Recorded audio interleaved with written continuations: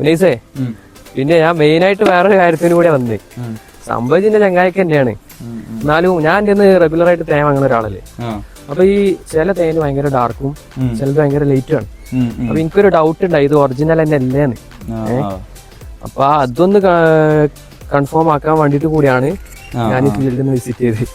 അപ്പൊ എനിക്ക് ഉറപ്പായി എന്ത് ഇത് ഒറിജിനൽ സംഭവമാണ്. കാരണം ഇതിന്റെ പ്രൊഡക്ഷൻ ഒക്കെ നിങ്ങൾ കാണുന്ന പോലെ. അപ്പൊ ഈ ഒരു കളർ ചേഞ്ച് വരാൻ കാരണം എന്താണ്? പിന്നെ തേന് മെയിനായിട്ട് കളർ ചേഞ്ച് വരാനുള്ള കാരണങ്ങൾ പറഞ്ഞാൽ ഒന്നീ തേനീച്ചകൾ എവിടുന്നാണോ തേനെടുക്കുന്നത് അതിനനുസരിച്ച് മാറും. ഇപ്പം നമ്മൾ ഈ കേരളത്തൊക്കെ പൊതുവെ തേന് മെയിനായിട്ട് വരുന്ന റബ്ബറാണ്. പക്ഷെ നമ്മൾ കേരളം വിട്ട് ഇപ്പം തമിഴ്നാട് ഈ ഭാഗത്തൊക്കെ പോയി അവിടെ മുരിങ്ങ അങ്ങനെയുള്ള വേറെ ഇലകളിൽ നിന്നും പൂക്കളിൽ നിന്നൊക്കെയാണ് അവിടെ കിട്ടുന്നത്. തേനീച്ചകൾ മെയിനായിട്ട് ഇപ്പോൾ എഴുന്നെടുക്കുന്നോ അതിനനുസരിച്ച് അതിൻ്റെ കളറിൽ മാറ്റം വരും. പിന്നെ തേനീച്ചകൾ ഇനത്തിനനുസരിച്ച് മാറ്റം വരും. ഇപ്പോൾ ചെറുതേനീച്ചയാണെങ്കിൽ കുറച്ച് ഡാർക്ക്നെസ് കൂടുതലേ കാരണം. പിന്നെ അതുപോലെ ഈ ചെറുതേനീച്ചയാകുമ്പോഴാണ് ഈ ഡാർക്ക് കളർ ഒന്നുകൂടി കൂടുതൽ. അല്ല, മെയിനായിട്ടുള്ളത് ഒന്നാമത്തെ പ്രധാനമായിട്ടുള്ള ഘടകം എന്ന് പറഞ്ഞാൽ തേനീച്ചകൾ ഏത് പൂക്കളിൽ നിന്നാണോ തേന് കളക്ട് ചെയ്യുന്നത് എന്നുള്ളതാണ്. തേനീച്ചകൾ അതെ.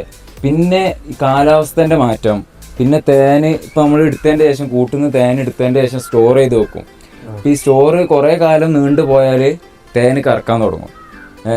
അപ്പം ഇപ്പം ചില തേനുകൾ നമ്മൾ എടുക്കുമ്പോഴേ കറുത്തിട്ടായിരിക്കും. അത് വിചാരിച്ച് തേന് പയക്കുണ്ട് എന്നുള്ളതല്ല. പക്ഷേ പൊതുവെ തേൻ്റെ കളർ മാറുക എന്ന് വെച്ചാൽ ഇത് ഏത് പൂക്കളിൽ നിന്നാണ് എടുക്കുന്നത് അതിനനുസരിച്ചായിരിക്കും അതിൻ്റെ തേൻ്റെ കളറ്, നിറം, സ്മെല്ല് കാര്യങ്ങളൊക്കെ മാറ്റം ഉണ്ടാകും. അല്ല, അപ്പൊ ഈ പറഞ്ഞു വെച്ച് നോക്കുമ്പോ ഈ ചെറുതേനീച്ച ആവുമ്പോഴാണ് ഈ ഡാർക്ക് കളർ കൂടുന്നത്. ശരിക്കും 2 കളറൊന്നുമില്ല, ഒരുപാട് കളറുകളുണ്ട്. ഇപ്പം നമ്മുടെ അടുത്ത് തന്നെ 12 വെറൈറ്റി തേനുകളുണ്ട്. ഇപ്പം ഈ തേനുകൾക്കൊക്കെ സ്മെല്ല് വേറെയാണ്, രുചി വേറെയാണ്. ഇപ്പം ചെറുതേനെ ഒരു പുളിപ്പ് രുചിയും കൂടി ഉണ്ടാവും. അപ്പം അങ്ങനെ അതിൽ കുറച്ച് പൂമ്പൊടി കൂടിയത് കൊണ്ടാണ് ആ തേന രുചിമാറ്റവും നിറം മാറ്റമൊക്കെ ഉണ്ടാക്കുക.